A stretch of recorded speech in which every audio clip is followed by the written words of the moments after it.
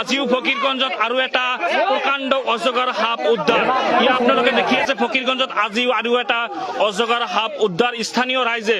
বৰৈবাৰী আৰু বাছমৰাৰ স্থানীয় ৰাইজে উদ্ধাৰ কৰিলে অজগৰ সাপডাল ইয়া আপোনালোকে দেখি আছে স্থানীয় কোন কোন যুৱকে এই সাপডাল উদ্ধাৰ কৰিছে অলপ হাতটো দাঙি দিয়া স্থানীয় ৰাইজ ভিৰ কৰিবলৈ পৰিলক্ষিত এজন আহাজন সাপটোক তুমি উদ্ধাৰ কৰিলা চাওক সাপডাল প্ৰকাণ্ড আজিও এটা অজগৰ উদ্ধাৰ ফকিৰগঞ্জ যিটো সোণাই বিল আছিল সোণাই বিলত আজিও এটা প্ৰকাণ্ড অজগৰ উদ্ধাৰ কেনেকৈ উদ্ধাৰ কৰিছা প্ৰথমে ক'ত আছিল আজিও আপোনালোকে চাওক স্থানীয় ৰাইজ কিন্তু ভিৰ কৰিবলৈ পৰিলক্ষিত হৈছে আজিও এটা কিন্তু প্ৰকাণ্ড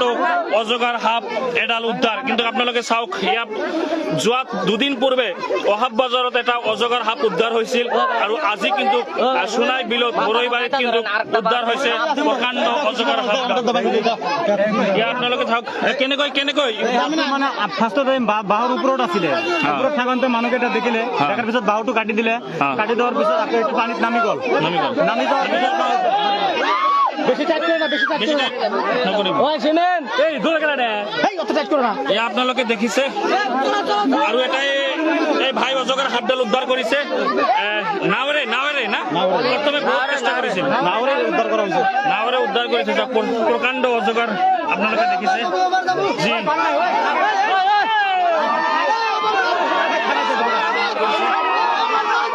অজগৰ সাপ উদ্ধাৰ